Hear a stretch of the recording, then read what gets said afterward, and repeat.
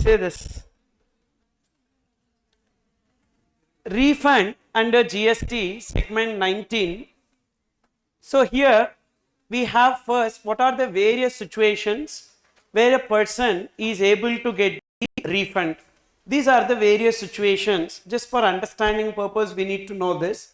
Refund of IGST paid on zero rated supplies. What are zero rated supplies? Export of goods or services. Supply of goods or services to SEZ is known as zero rated supplies. In case of zero rated supplies, we have two options. Option number one, pay IGST and get refund of that IGST. That is this first situation.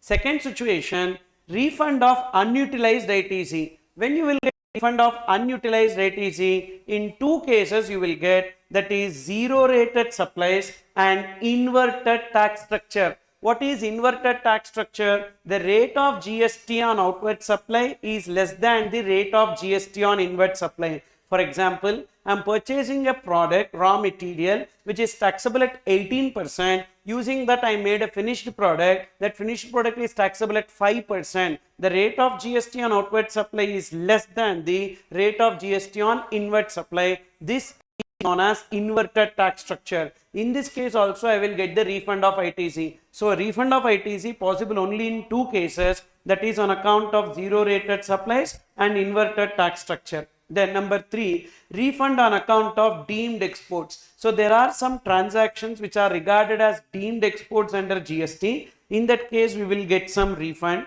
Then number 4, refund of tax on account of wrong classification. That is treating intrastate supply as interstate supply or vice versa. We would have paid the wrong tax. Say we would have paid CGST, SGST instead of IGST. Then we can pay IGST and we can get the refund of CGST, SGST. That is known as refund of tax on account of wrong classification. Then refund of balance in the electronic cash ledger. So whenever we make some deposit into the electronic cash ledger for payment of taxes, but we have lot of credit balance available, then there will be first credit balance which will be used for payment of liability, and then only we will use the cash ledger balance. So the excess balance that is there in the cash ledger can either be carried forward to the next month and adjusted with the liability of next month, or we will be able to get it as a refund. So for that refund of balance in cash ledger, this situation will come. Then refund on account of refund voucher. Whenever we collect advance from the recipient, upon receipt of advance, we will be issuing to the recipient one document called as receipt voucher. Whenever that transaction is cancelled, we need to refund the advance. Upon refunding the advance, we will give a refund voucher. Now on this advance, already we would have paid GST. Now on the strength of this refund voucher, I will be able to get a refund. That is this refund on account of issuance of refund voucher. Then refund on account of provisional assessment. Whenever a person is unable to compute the tax payable because he don't know the value of payment of tax or the tax rate, then he can make application for provisional assessment. The proper officer will determine some provisional tax to be paid and thereafter they will do the final assessment. Now the differential liability, if any, we will be paying. Suppose whatever we paid under provisional assessment is more than the final assessment, we will get the refund. So for that refund only, this refund on account of provisional assessment. Then refund on account of judgment or order. That is, we paid tax and we made an appeal against the transaction stating that we are not required to pay tax. Now court passed a decision in our favor, then in that case we will be getting refund of tax what we paid. That is known as refund on account of judgment or order. And then refund to UIN holder. So unique identification number holder. So who is unique identification number holder? UN embassy, consulate, or UN agencies. So these UN agencies, consulates and embassies, actually their outward supply is exempted, which we have seen in exemptions. But with respect to their inward supply, whatever GST they paid, their outward supply is exempted. But with respect to their inward supply, whatever GST they paid, they will get it as a refund. To claim that refund only, we have this refund to UIN holder.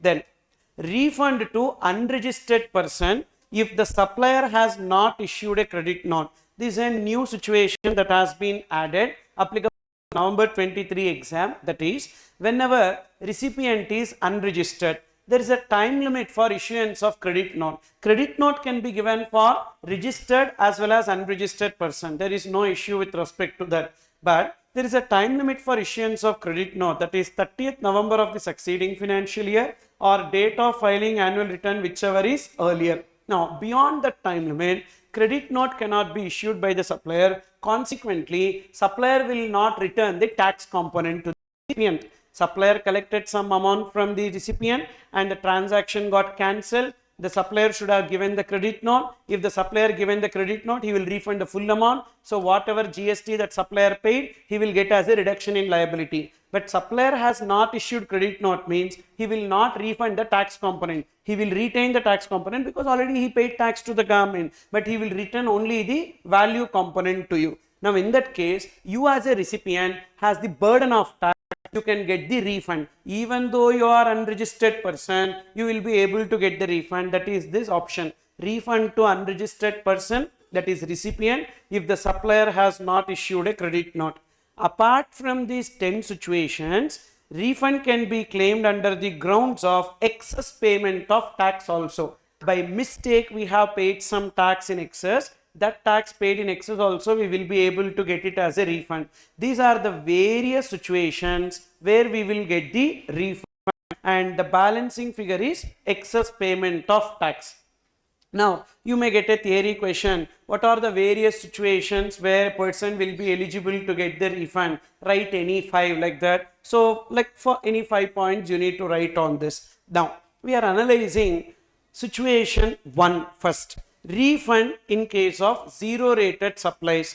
Whenever we are making zero rated supplies under option 1, whatever GST we pay, that we will get as a refund. And what is the refund application? Usually the refund application is RFD1. RFD1 is the refund application.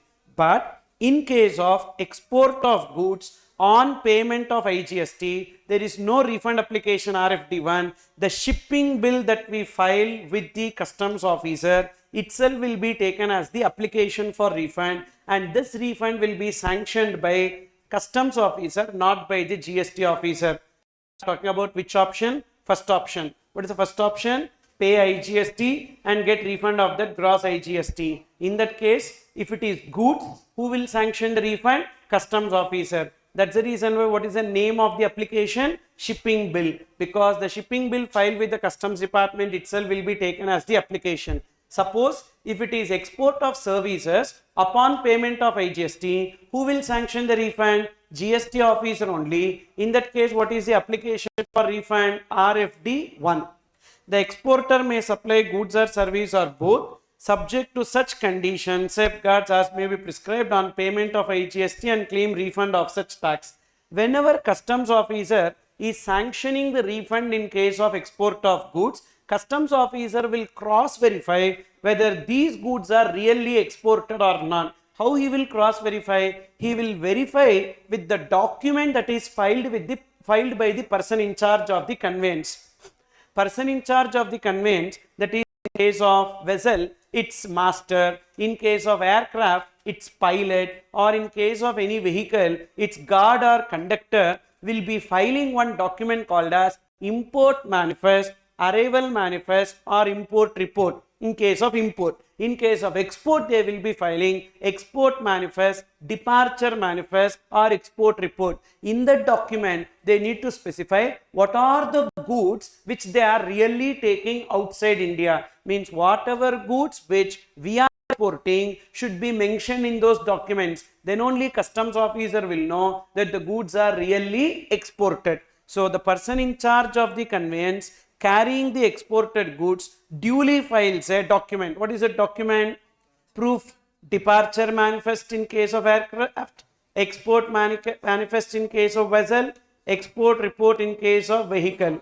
And second, he will also check whether we have paid the GST or not. How he will check whether we paid GST or not? He will be verifying our GSTR 3B, because this is which option? export upon payment of IGST option. Means only when we pay IGST we will get the refund now. How to verify that we have paid GST or not? So GST or 3B will be verified. So this is the procedure to be followed by customs officer for sanctioning the refund.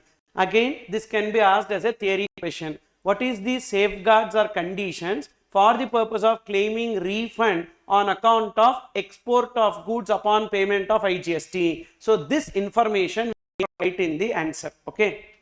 Then next, in case of supplies to SEZ, what are the conditions and safeguards? In case of supplies to SEZ, upon payment of IGST or without payment of IGST, we will get the refund only if we are able to get a certificate or a letter from the SEZ officer that whatever supplies that we have made is used for the authorized operations of the SEZ. The supplier will have to file refund claim in RFD1. Here always in case of supplies to SEZ, so GST officer only will claim the refund. That's why refund application will be RFD1, and the application for refund shall be filed by the supplier of goods or services along with a letter that is endorsed by specified officer or authorized officer of the zone. Therefore, proof of receipt of goods or services as evidenced by the specified officer of the zone is a prerequisite for filing refund claim. Along with the refund claim, we should also get a letter from the SEZ officer that these goods and services what we are supplying to them is used for the authorized operations of the SEZ only. So only on the basis of this letter we will get the refund. Then in case of second option, what is the second option? Export without payment of IGST or supply to SEZ without payment of IGST under bond or LU. In that case, we have to execute a bond or a letter of undertaking at the time of export of goods or services. However, in one case, we have a relaxation. What is that one case? If the goods are exempted goods, then you are exporting it without payment of tax. No bond or LUT is required. And long back also I told you this point that the moment you are exporting the goods, or services which are exempted goods or services, you will not get both the options. You will get only option 2. Why? Because what is the first option? Upon payment of IGST. When the goods are exempted, services are exempted, how we can pay IGST? That's why only option 2 is available. But in that option 2 also, we have a relaxation. What is that relaxation? If it is goods, we can export it without bond or LUT. This point alone you need to remember. So you need to remember 2 points here. The moment it is exempted goods or services, you have only option 2. Option 1 not available. You have only option 2, option 1 not available. And also if it is exempted goods, there is bond or LUT not required. But if it is exempted services, bond or LUT required. If it is taxable goods or services, both the options available, option 1 as well as option 2. And next, second, so far what we have seen is the first situation. What is the first situation?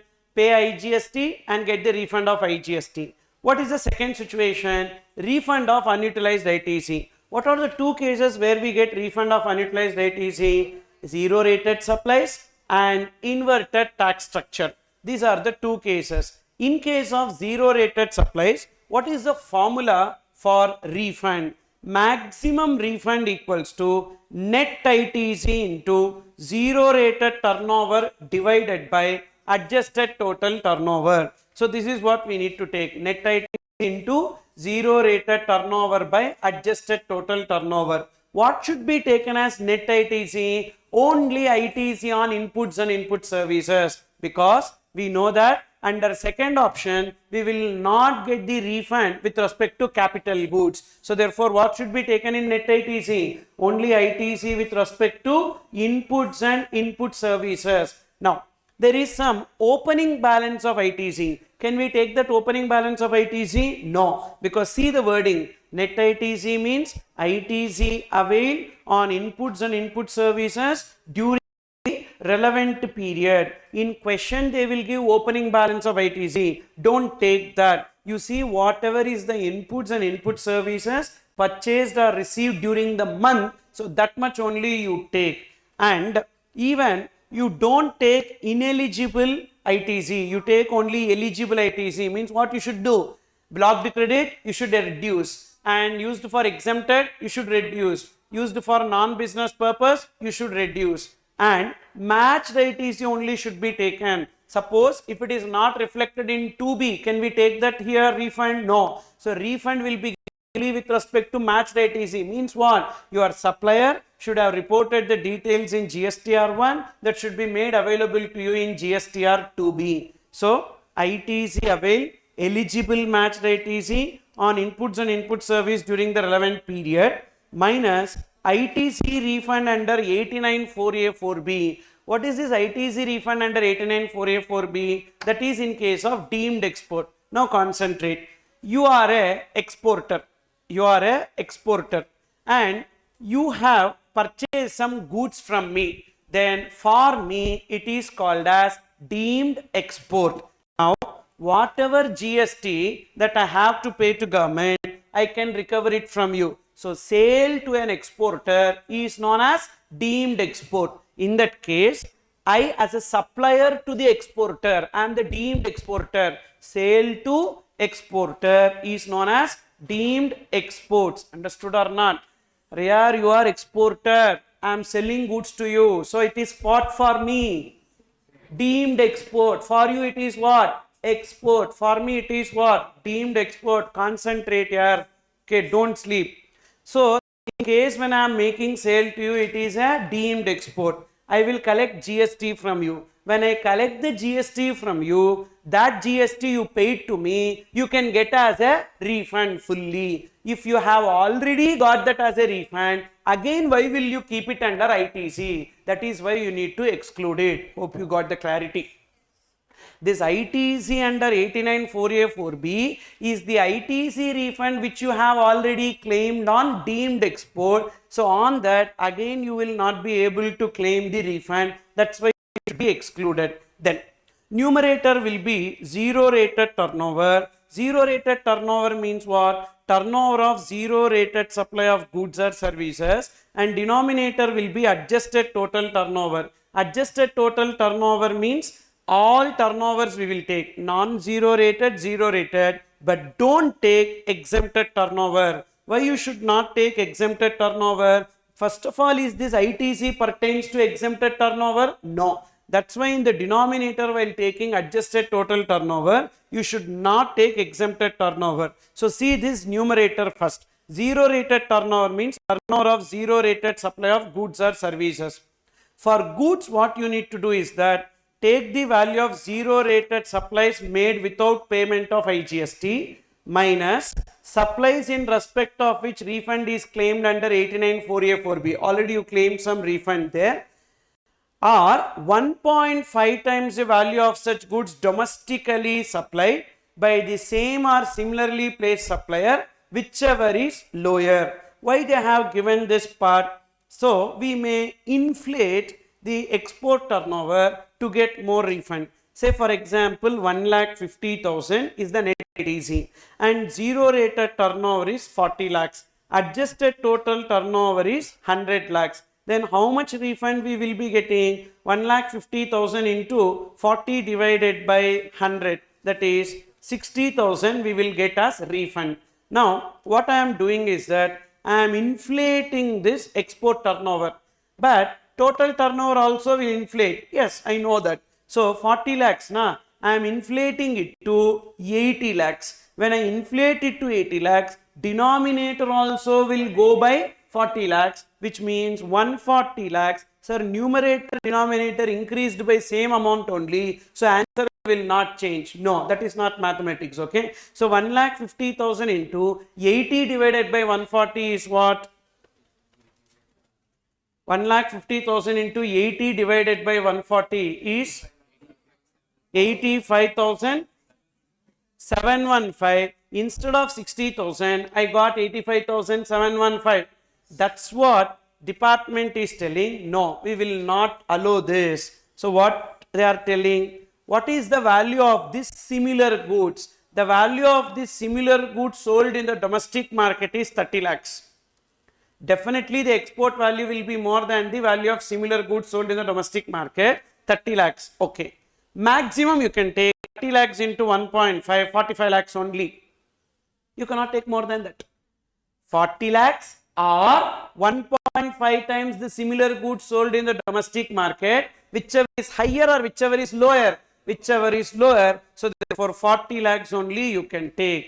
So therefore 30 lakhs into 1.5, 45 lakhs or 40 lakhs, whichever is lower, 40 lakhs can be taken. That's what they are conveying. Whatever is the value of zero rated goods or 1.5 times the value of such goods domestically supplied by the same or similarly placed supplier, whichever is lower will be taken. And again, when you take the value of goods, whether the value of goods should be the value declared in shipping bill should be taken or the invoice value should be taken. What they are telling, you take FOB value of invoice, FOB value declared in the shipping bill or the invoice value, whichever is lower. So therefore, what should be taken as the value of zero rated supply of goods? Value of zero rated supply of goods is FOB value declared.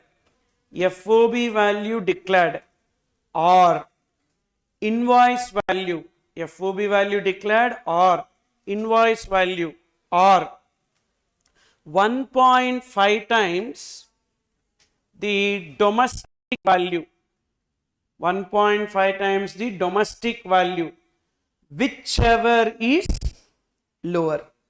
Whichever is lower. There are three values here, FOB value declared or invoice value or 1.5 times the domestic value, whichever is lower should be taken. This 1.5 times the domestic value, you got the clarity as to why it should be taken, because they will inflate. Then what is the difference between FOB value and invoice value? Both will be same now? No, it will not be same. Sometimes we will undertake to deliver the goods at the buyer's location. Then the price that we charge in invoice will be CIF price. But we should not take invoice value, FOB value should be taken because the lower will be FOB value. What is the difference between CIF value and FOB value? The price prevailing at the exporter's place of business or exporter's port. The price prevailing at the exporter's port is known as FOB price, whereas the price prevailing at the importer's port, the price prevailing at the importer's port is known as CIF price. Okay, the price prevailing at importer's port is CIF price. Now we are undertaking to deliver the goods at the importer's place, which means what price we will put in the invoice? CIF price. You are exporting goods here. When you are exporting the goods to a person outside India, you undertake to deliver the goods to that person, and you are only collecting entire freight and insurance. So therefore, in invoice, you will show how much price? CIF price. You will show CIF price. But while preparing the customs duty computation, you need to pay customs duty on what? FOB price. Therefore, they are telling you take FOB value declared, this price, and invoice value, you have invoiced for what price? CIF price, or 1.5 times the domestic value, whichever is lower will be taken. Okay. So that is about this. Then next, what should be taken as the zero rated supply of services? Value of zero rated supplies made without payment of IGST, that equals to, first get the payments received during the period, whatever money that you have got during the month, minus advances with respect to which supplies are not made during the month. Means this year, this month you got 20 lakhs. In this 20 lakhs, there are 5 lakhs advance received for which supplies will be made in next month. So minus that. So 20 lakhs minus 5 lakhs plus last month you received some advances for which you made supplies in this month, which you have excluded in the last month. So you add that. So payments received during the period minus advances with respect to which supplies are not made during the period plus advances with respect to which supplies are made during the period, those amounts are received in the prior period. So this adjustment we need to make. So what should be taken as zero rated supply of goods, value, FOB value declared or invoice value or 1.5 times the domestic value, whichever is lower. What should be taken as zero rated supply of services, that is payment received during the month minus advances received during the month for which supplies are made in the next month and advances received in the previous month for which supplies are made in the current month.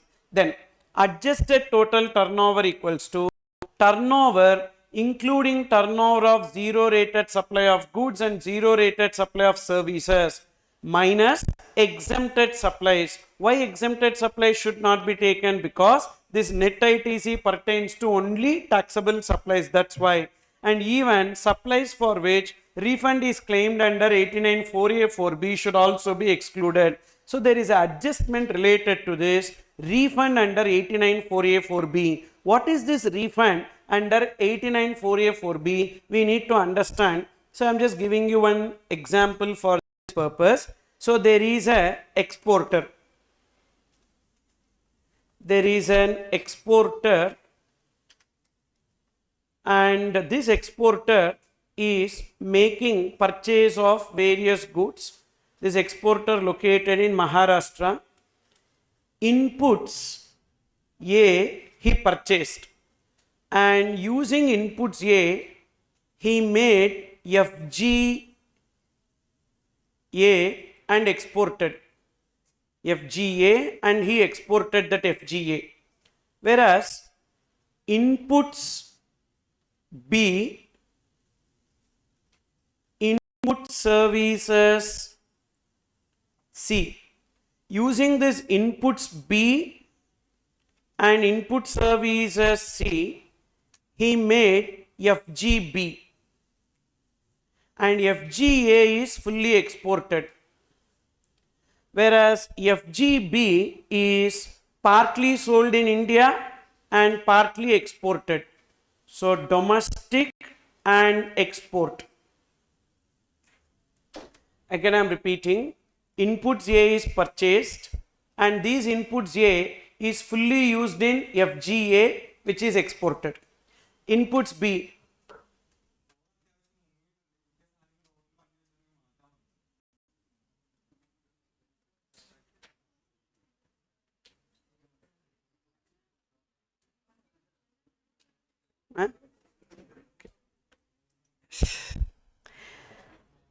so see this, inputs A is used in FGA which is exported, inputs B and input services C used in FGB which is domestic as well as export. The value of this FGA exported is 10 lakhs and the value of this FGB sold in the domestic market is 8 lakhs and export value is 12 lakhs. Then with respect to this A, they paid 1 lakh excluding GST at 12%, whereas with respect to this inputs B, 50,000 excluding GST at 18%. Then with respect to this input services C, that is 50,000 excluding GST at 18%. All these goods are taxable at 12% only, excluding GST at 12%. So these also excluding GST at 12%. Now in this case what will happen is that inputs A are purchased and fully it is used in exports. So this inputs A will be coming under deemed export benefit. So therefore under deemed export benefit already this exporter will claim some refund of ITC. Okay, how much refund of ITC this exporter will claim under deemed export? Refund under deemed export. Refund under deemed export. So I told you already that if you are an exporter, you are exporting some goods for which you purchase some goods from me, for me it is deemed export. So therefore, whatever GST I collected from you, that GST you will get as a refund. What is the GST I collected from you? 12%. That you will get as a refund. So this 12,000 already you got as a refund. Now, what is the refund on account of unutilized ITC? Refund on account of zero rated. Refund on account of zero rated. What is the formula for this refund on account of zero rated? Net ITC. Net ITC into zero rated turnover divided by adjusted total turnover. Zero rated turnover divided by adjusted total turnover. How much should be taken as net ITC here?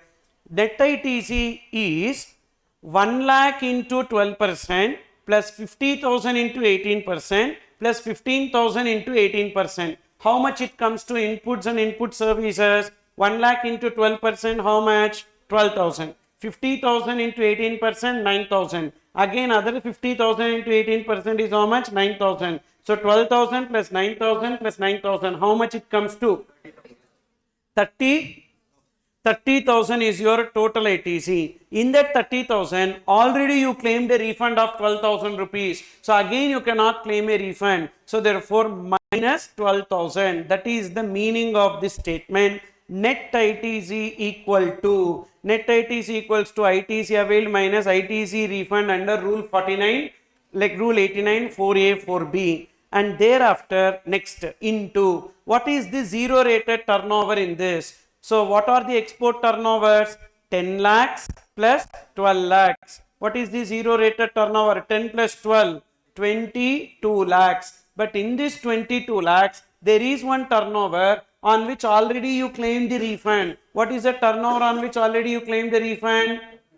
10 lakhs, because this input is used in FGA which is exported. Relating to this, already you claimed refund na yaar. This entire line you claimed the refund. Again you will not claim the refund. That's what we need to take it out. So therefore 22 lakhs minus 10 lakhs, because this turnover related GST on input already we claimed refund. So don't take. That's the reason why in zero rated turnover also we should take out value of zero rated turnover of goods, value of zero rated supplies made without payment of IGST minus supplies in respect of which refund claimed under 89 4A 4B. Already whatever is claimed we should take out. Again, denominator, what should be taken as the adjusted total turnover?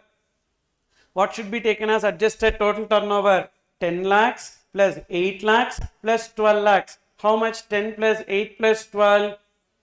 30 lakhs. But in this 30 lakhs, we should take out 10 lakhs. Why? Because 10 lakhs is no way connected to this discussion on which refund already claimed. When you exclude something in numerator, from denominator also you need to exclude that. Okay, if you don't know that, then again from second standard if you read, you will be able to get that. So therefore, 10 lakhs you are excluding from numerator, denominator also we need to exclude. Sir, I don't know logic, sir. At least try to understand that this particular 10 lakhs is no way connected to the discussion of this refund. That's why we are taking it, because already on the 10 lakhs we claim the refund. So therefore, this adjusted total turnover definition also we should exclude this. Say this. Turnover, adjusted total turnover is turnover minus supplies for which refund is already claimed under 89 4A 4B. So we should take it out. So now you will get 30,000 minus 12,000 is what? 18,000.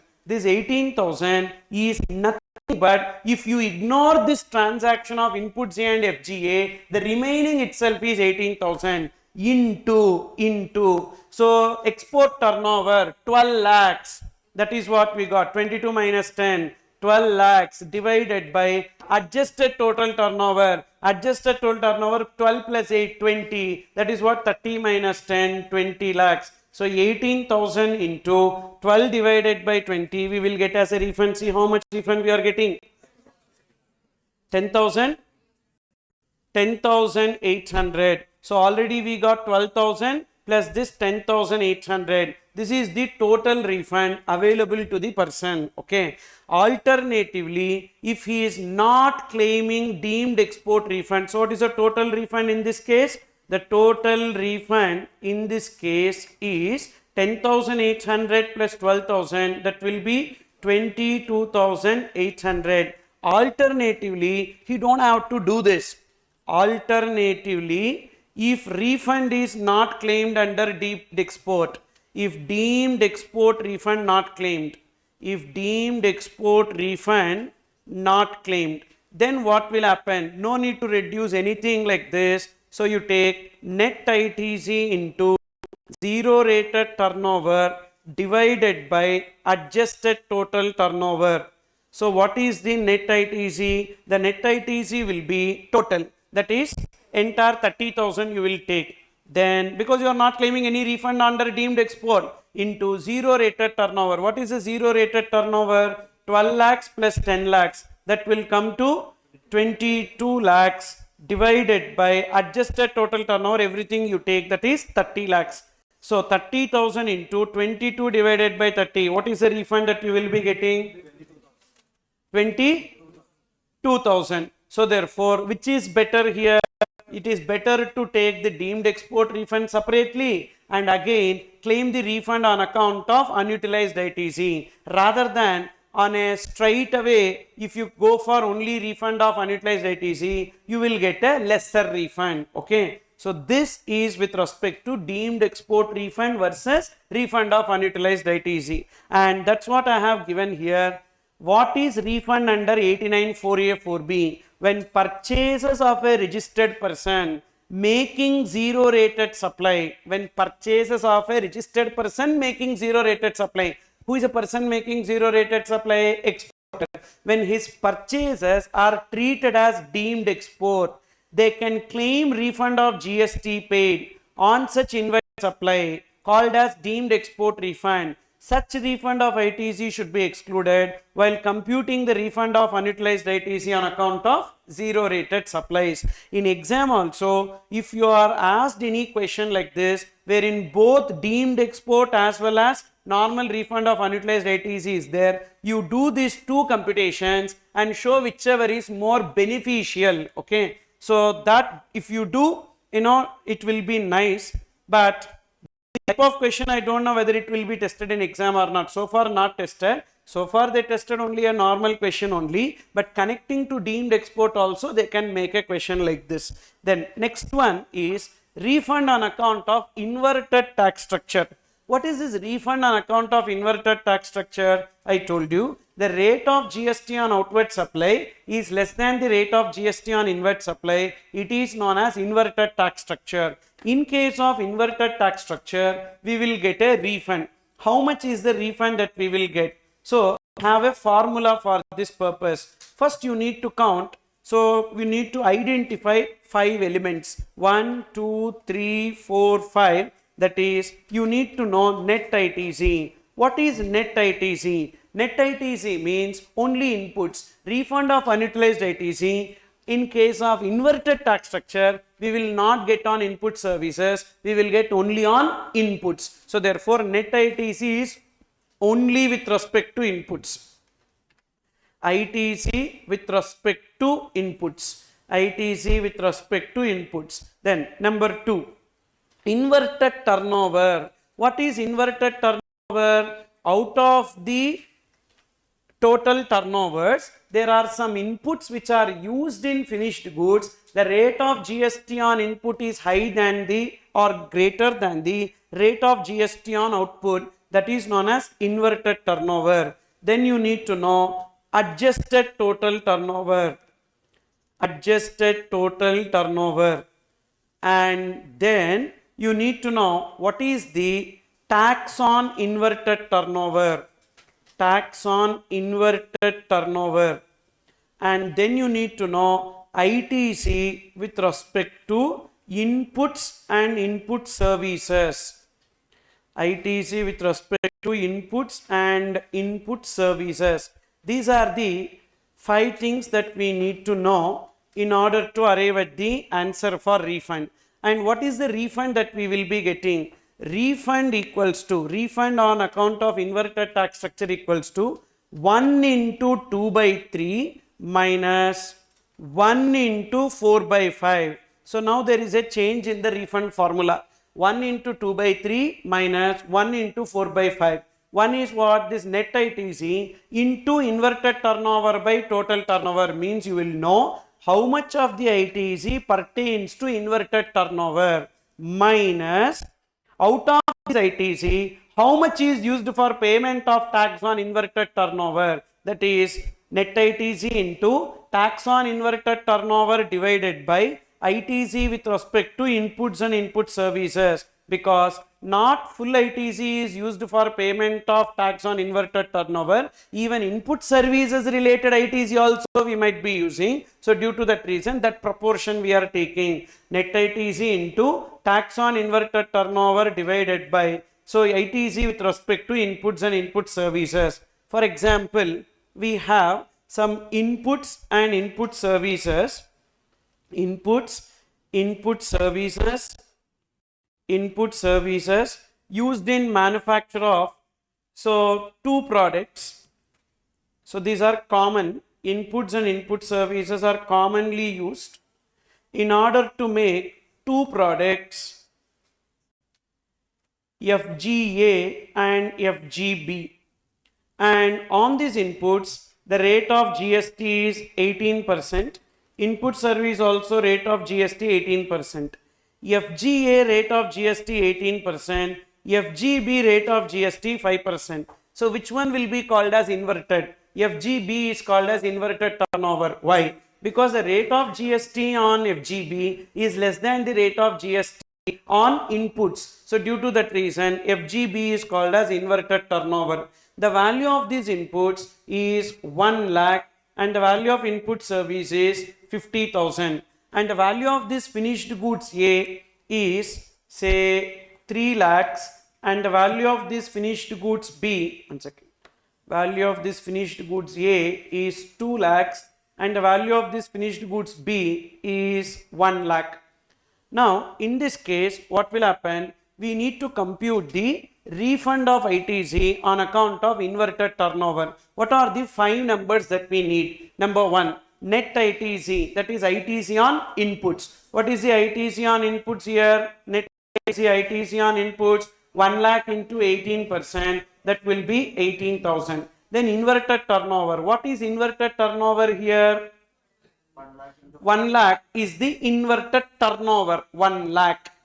Then what is the adjusted total turnover? 2 plus 1, 3 lakhs is adjusted total turnover. What is the tax on inverted turnover? 1 lakh into 5%. 1 lakh into 5% is what? 5,000 is the tax on inverted turnover.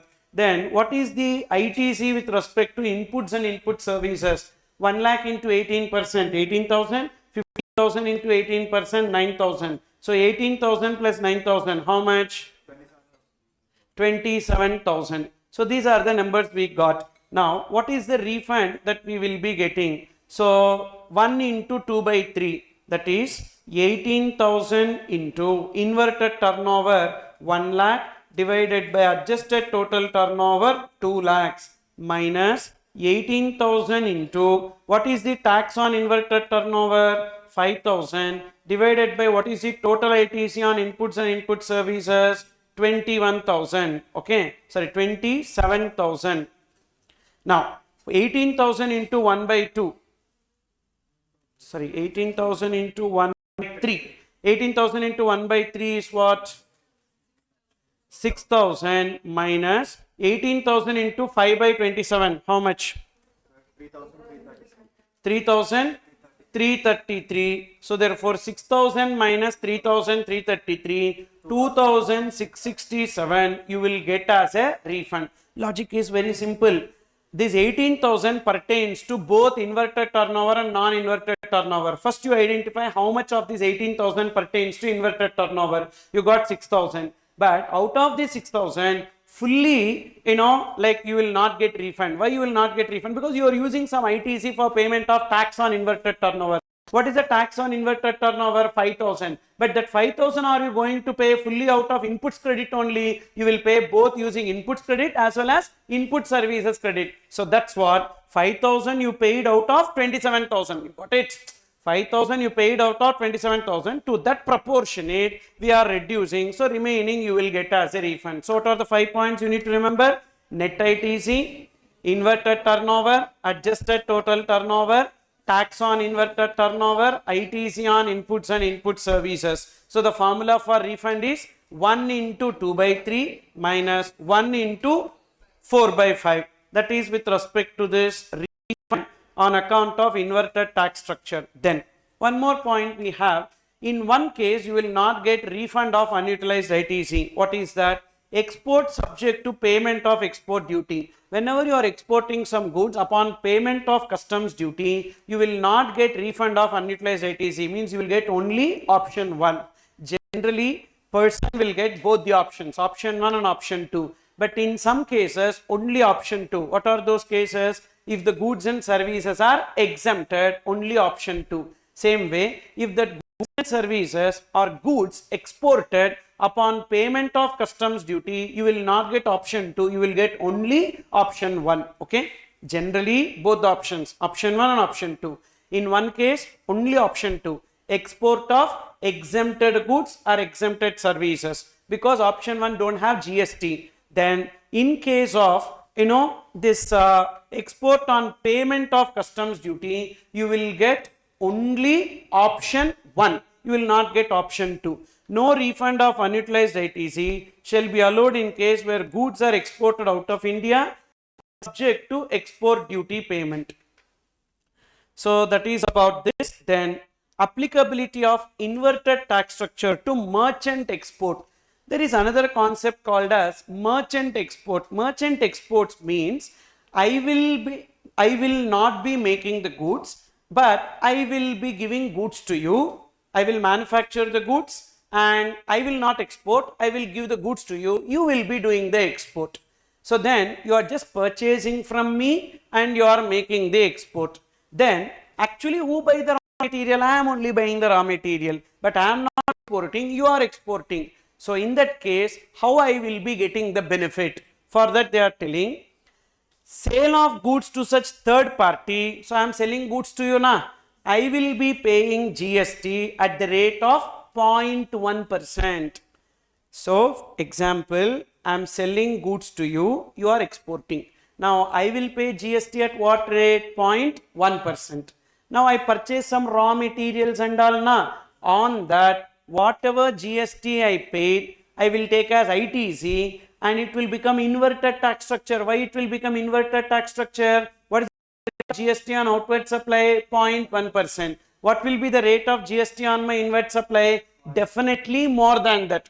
I am purchasing normal goods and services on which 12% or 18% I will pay. Using that I am selling goods to you. Now in that case, this outward supply is at 0.1%. So what is inverted tax structure? The rate of GST on outward supply is less than the rate of GST on inward supply. That is known as inverted tax structure. In case of inverted tax structure, I will get the refund. Already just now we saw how much is the refund we will be getting.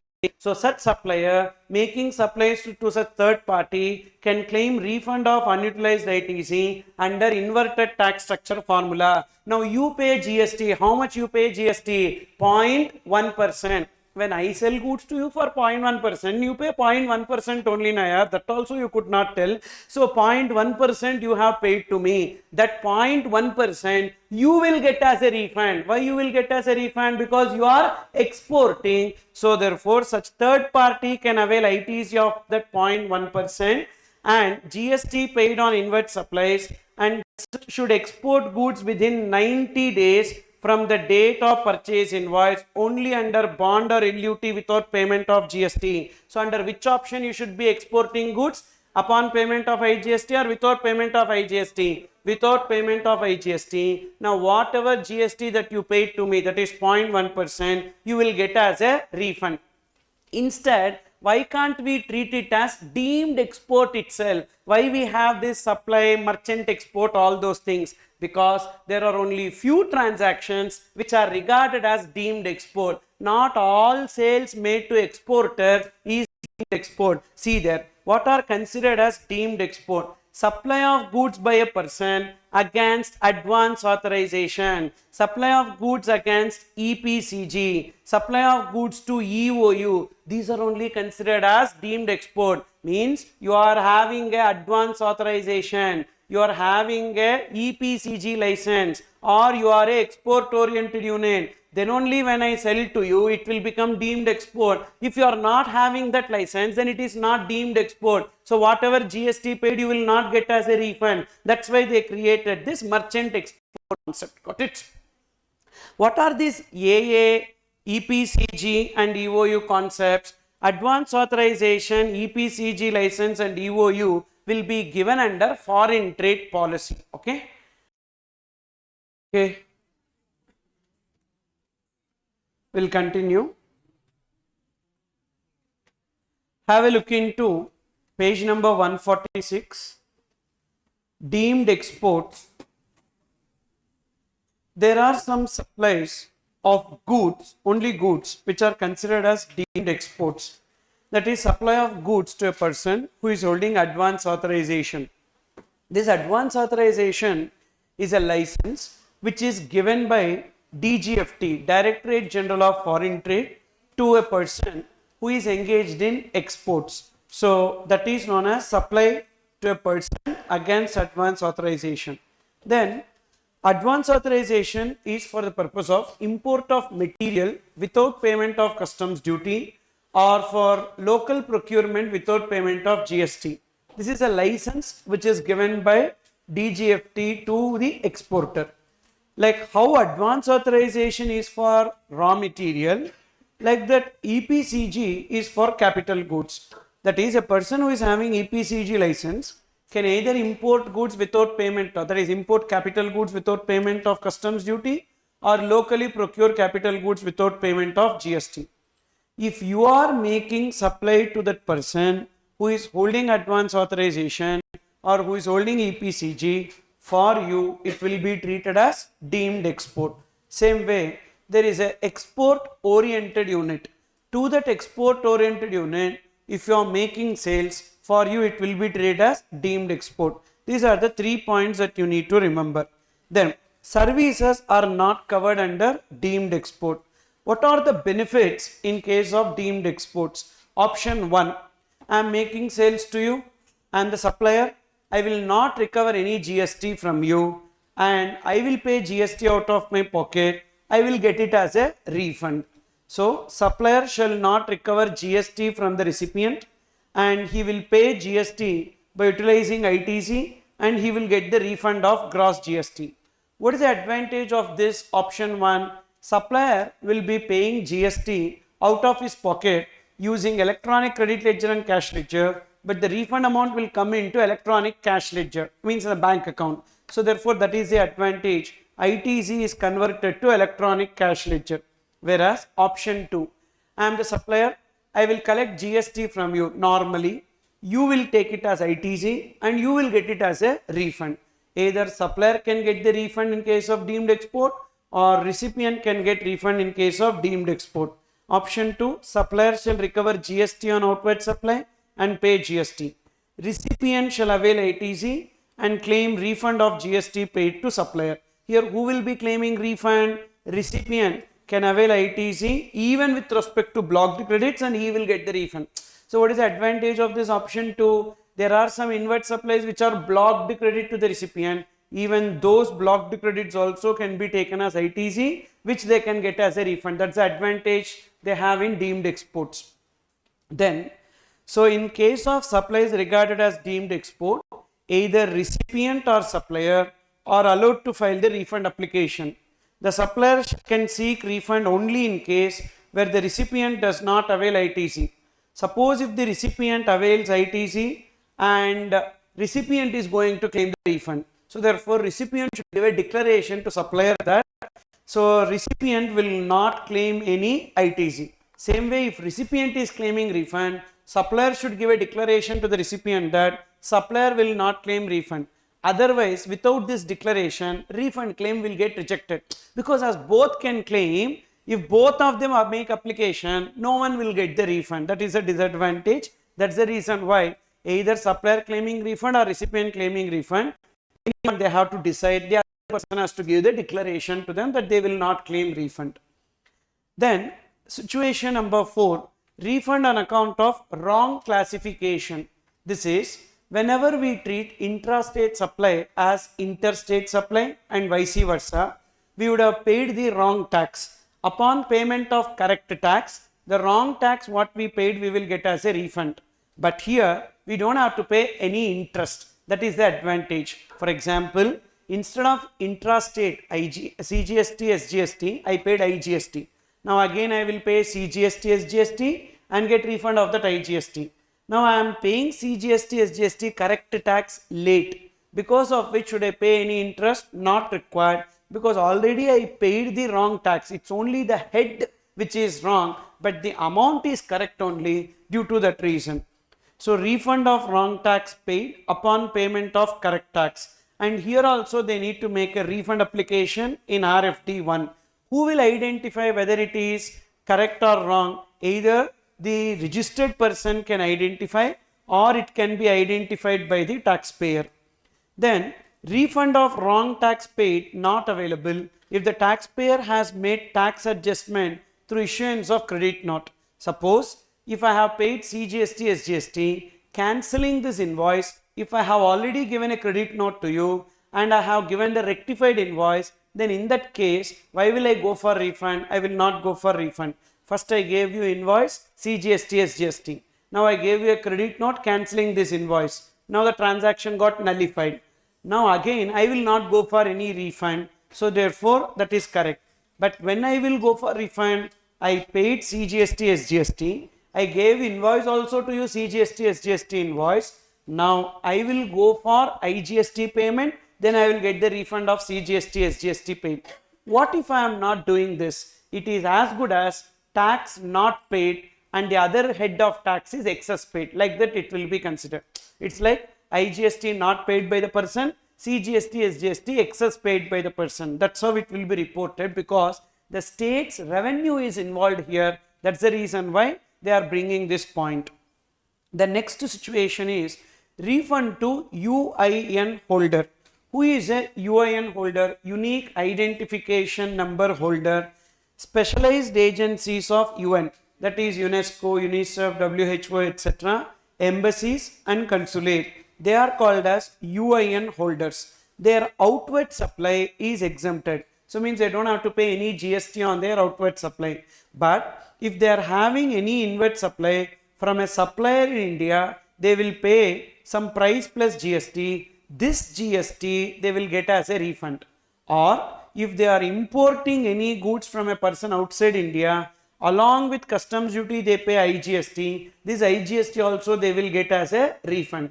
Again I am repeating, this UIN holder outward supply will be exempted. But on their inward supply within India, they pay price plus GST. This GST paid, they will get as a refund. Then on import of goods from outside India, so they will be paying customs duty along with IGST. This IGST also they will get as a refund. Now, why won't they get refund on import of service? First, on import of service, they are not required to pay GST at all. That's the reason why I did not discuss import of service here. I discussed local procurement of goods and services and import of goods. Why not import of service? In case of import of service, who is having liability to pay GST? Recipient. And the recipient is making only exempted supply. A person who is making only exempted supply is exempted from registration. Even though RCM liability they don't have to pay that. Section 23 overrides Section 24. IGST not payable on import of services as Section 23 overrides Section 24. Then, now let's see what are the procedural aspects related to this refund to UIN holder. That is this refund to UIN holder. Refund shall be claimed on quarterly basis. Usually refund will be claimed on monthly basis, but UIN holders will be claiming refund on quarterly basis, and the refund application is not RFD1. The regular refund application is RFD1, but UIN holder when they are claiming refund, the refund application is RFD10. and they are also required to furnish GSTR 11. GSTR 11 is a return that contains the details of inward supplies, what and all purchases that they have made. All those purchase details they need to mention in GSTR 11 and they need to submit that. Then once they submit the refund application in RFD 10, they will get a acknowledgement in RFD 2. Then UIN of the recipient should be mentioned in the tax invoice. Why? Because say I am making supply to UIN holder. I need to mention that UIN holder's name and number in my invoice, and I need to add this in GSTR 1 so that the department will cross check whether really these UIN holders are purchasing it for their business or not. So matching is there. To give the refund, matching is there in this case. That's the reason why UIN of the recipient should be mentioned in the tax invoice issued by the supplier. Suppose if UIN of the recipient is not mentioned in the tax invoice, even then they are giving refund to UIN holder based on the attestation by the authorized representative of the applicant. Okay, which means even if it is not matched, will they get ITC, will they get refund? Yes. Even if it is not matched, they will get the refund, but only one condition. What is it they need to do? So the authorized officer of that UIN need to do the attestation of that invoice. Then inward supply should be received against a valid tax invoice. What is the time limit within which refund application will be made? This is common. All refund applications will be made within 2 years from the relevant date. What is the relevant date here? Last date of the quarter in which such supply was received. Why? Because refund will be claimed on what basis? Quarterly basis. So therefore from the quarter end within 2 years refund application will be made, and refund not allowed in respect of single tax invoice where the price involved is less than 5,000 rupees. That is, what type of invoices they can go for refund? Each invoice where the value of supply should be 5,000 rupees or more. If it is less than 5,000, they will not get the refund on those invoices. And the refund order will be passed in RFD 6 within 60 days from the date of application for refund. And there are few forms which we need to remember in relation to refunds. RFD 1. RFD 1 is application for refund. RFD 1 is application for refund generally, but there are some other forms also for application for refund, but majority of the cases RFD 1 is the application for refund. Then RFD 2 is acknowledgement.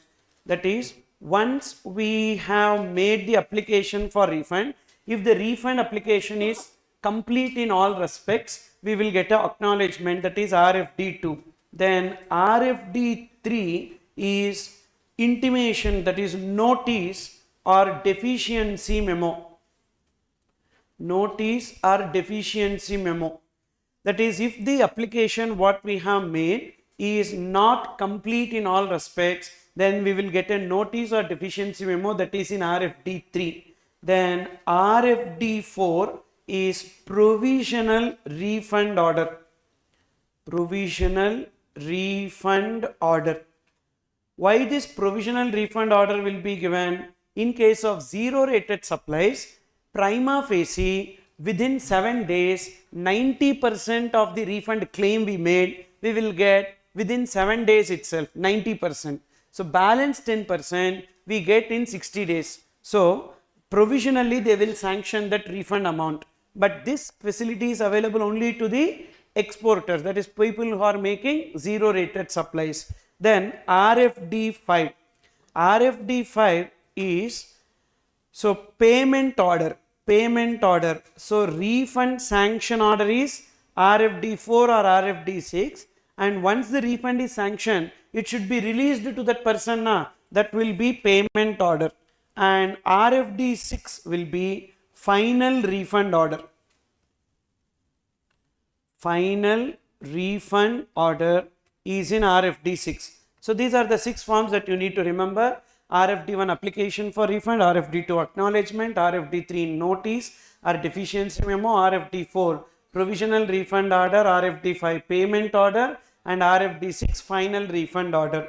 Now Here what we have is that once the refund application is made, what is the time limit within which RFD 6 final refund order will be passed? Within 60 days. Within 60 days from which date? From the date of application. So what is the time limit within which the final refund order should be passed?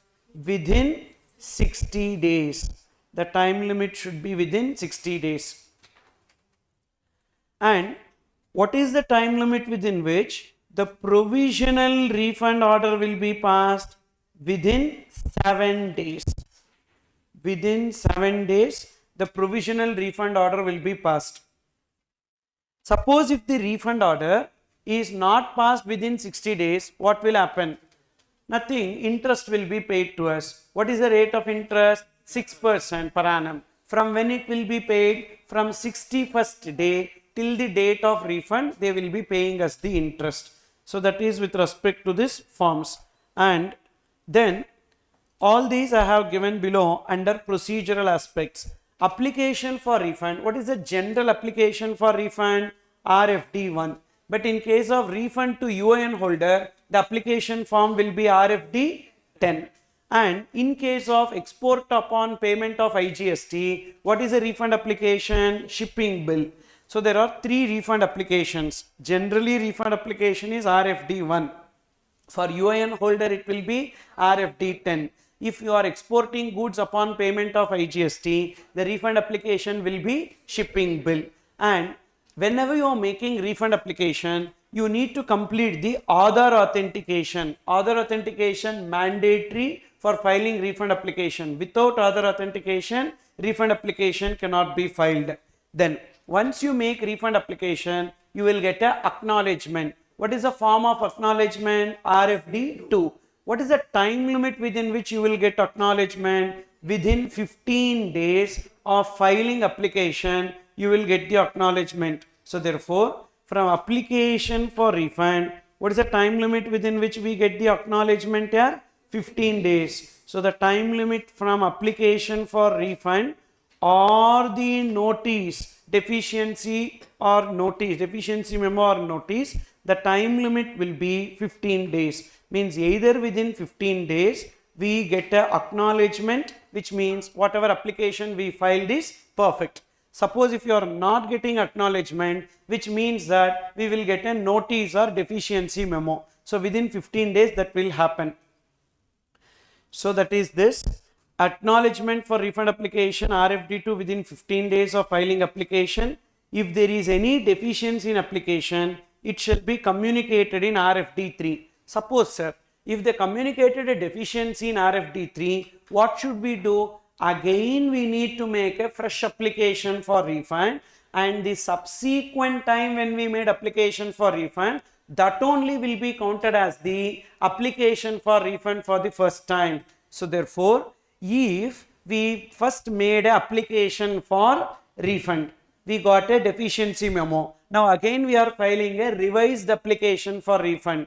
Now in this case, whether the time limit between original application for refund to deficiency memo will be counted or not counted? Not counted for the 2 years limit. We have a 2-year limit. Say from the relevant date, within 2 years, we need to make application for refund. We filed exactly on 2 years, we filed.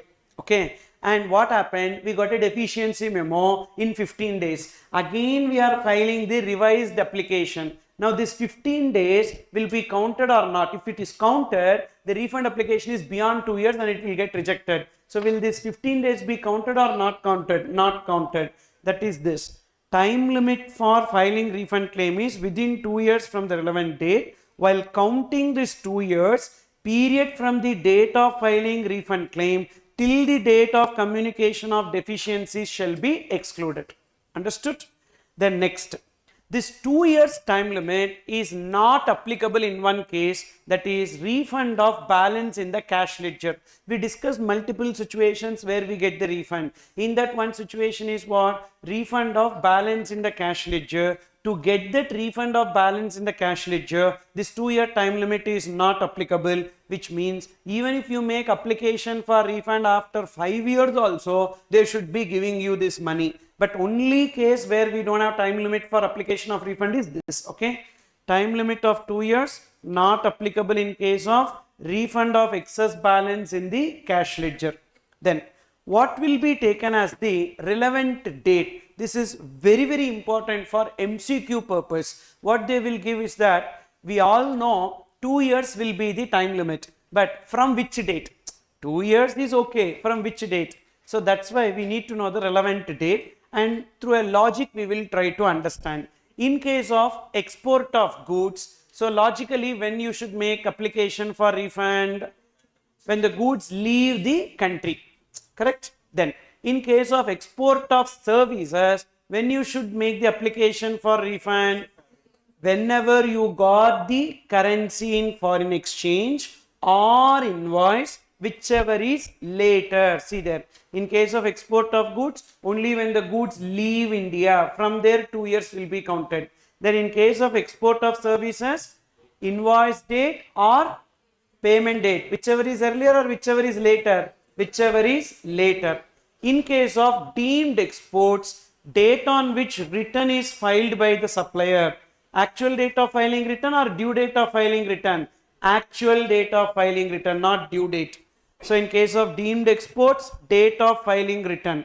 In case of judgment, decree or order, logically when you will get the refund? Only after the judgment, so date of such judgment.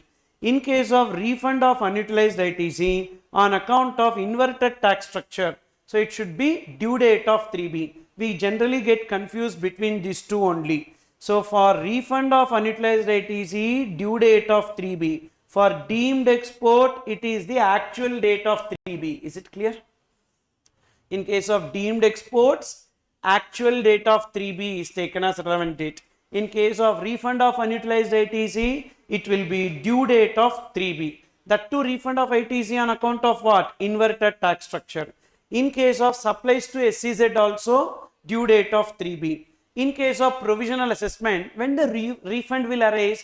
Only upon finalization of assessment. So therefore, what will be taken as the relevant date? Date on which tax is finally assessed. When the refund is claimed by the recipient. So when recipient will claim refund? If the supplier is not giving refund of tax to the recipient, I told you, recipient will claim the refund. So in that case, from the date of purchase made by the recipient, the 2 years will be counted. In any other case, the date of payment of tax. Okay. Now, you tell me what is the relevant date in case of export of services, upon payment of IGST. Export of services upon payment of IGST, what is the relevant date? Date of invoice or date of receipt of payment, whichever is later. Suppose if it is refund of unutilized ITC on account of export of services. Refund of unutilized ITC on account of export of services. Same. So in all cases of export of services, export of goods, that is option 1 or option 2, the treatment will be same. So right there, option 1 or 2. Let it be option 1 or option 2. It will be the same date. Option 1 or option 2. But there is one point called as refund of ITC. What is that point? Only in case of inverted tax structure. What in exam they do? They will coin a MCQ. They will give multiple dates and they will ask you by when the refund application should be made. We know 2 years, but the 2 years should be counted from which date? In question there will be 3 dates, 4 dates. So if you count 2 years from each and every date, you will get the option. So using option testing also we cannot do. So because whatever date we take in the question, add 2 years, you will get the option. So that's the reason why you need to exactly know the provision, otherwise you cannot arrive at the answer. Then in case where the refund application is made by UIN holder, 2 years will be counted from when? UIN holder, 2 years will be counted from when? 2 years from the last date of the quarter in which such supply was received. And then refund application file can be withdrawn or not? Yes. Before refund sanction order or payment order, I can withdraw the refund application if by mistake or if I have not considered certain refund amounts, but by mistake I have made a computation, I made application for refund, and actually the refund that I claimed is less, I am eligible for higher refund. Now department will not give deficiency memo. Why department will not give deficiency memo? Because you are claiming a lesser refund. So that's why, can we withdraw the refund application again? Fresh refund application we can make? Yes, but for that ensure that they are not passing any order. Simple, they are not passing any refund order. Before that you can withdraw the refund application. Then what is it I told you for provisional refund? How much provisional refund we will be getting? 90%. Underline, 90% of the refund claim. But to whom it is available? All? No, only in case of a person who is making zero rated supplies. What is the time limit within which that provisional refund will be granted? Within 7 days. So for that, what is the refund order form? RFD 4. RFD 4. RFD 5 is what? Payment order. And final refund order will be passed in which form? RFD 6. And payment order also will be given in RFD 5 only. Let it be provisional refund order or final refund order. The payment order will always be in RFD 5. Now, sometimes there may be payment given in a different year than the refund order year. Refund order is passed in this year and payment will be given in the next year. In that case, revalidation of payment order is required, because it so happens that there is some amount due from that person. So whenever there is some amount due from that person, maybe because one order would have been served on that person, that he has not paid the tax, to recover the tax one order has been passed. So on one side government is required to pay some refund amount to him, on the other side he is required to pay some amount to the government. That's the reason why before releasing the payment they will check whether there are any outstanding amounts to be paid by that person. So that is known as revalidation. Payment advice needs to be revalidated if refund not disbursed in the same financial year in which refund order is passed. Then in case of unregistered person, can unregistered person also claim refund? Yes. So in which case unregistered person can claim refund? Recipient, in case where the supplier has not given the credit note. So the time limit for issuance of credit note is over. Now on what basis the recipient is able to get the refund? So for example, you booked one marriage hall, and in that marriage hall you paid some advance, 1 lakh rupees you paid as advance for marriage hall, and you are an unregistered person. Now 1 lakh plus GST you paid 18,000 rupees. What happened? So the marriage hall, you cancel the booking in that hall because you got a better hall. So now when you cancel the booking, that person gave you refund of only 1 lakh. He did not refund 1 lakh 18,000. He refunded only 1 lakh. He is not even giving a credit note, etc. Now in that case, so you get a letter from him. You get a letter from him. That letter itself will be taken as the documentary evidence. See this. In case of unregistered person, date of issuance of letter of cancellation of the contract or agreement for supply by the supplier is the date of receipt of services by the applicant, and from that date within 2 years they can make refund application. Are you getting this? So what is the documentary evidence that you need to get? You need to get a letter from that person stating that so the service is cancelled. That letter when you submit, already he would have paid GST to government. Now you will be able to get it as a refund. That 18,000 you can get as a refund. Then next concept, there is a concept of withholding of refund.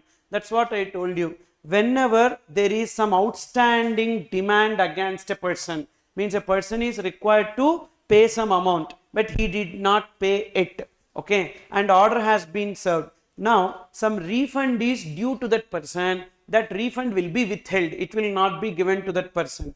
If there is any outstanding demand against a person to whom refund is payable, then proper officer can pass an order for withholding of the refund. Okay, and thereafter once he cleared the dues, then this refund can be released. Where proper officer or commissioner is satisfied that the refund is no longer liable to be withheld, he may pass an order for release of withheld refund.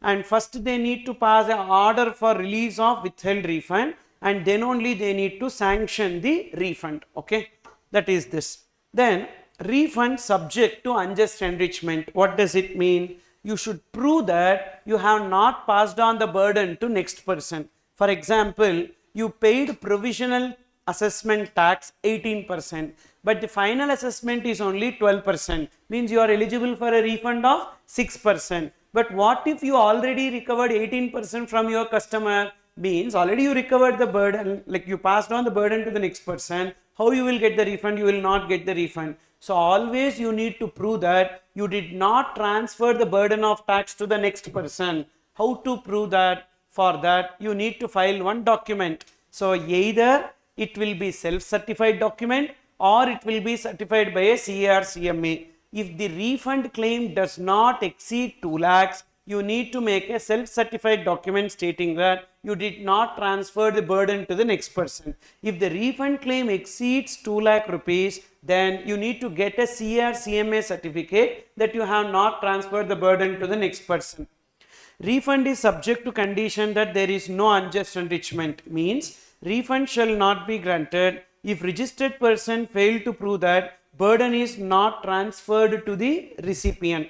To establish that there is no unjust enrichment, either a declaration or a certificate is required. When declaration? If the refund amount does not exceed 2 lakhs, declaration. If the refund amount exceeds 2 lakhs, certificate from a CA CMA.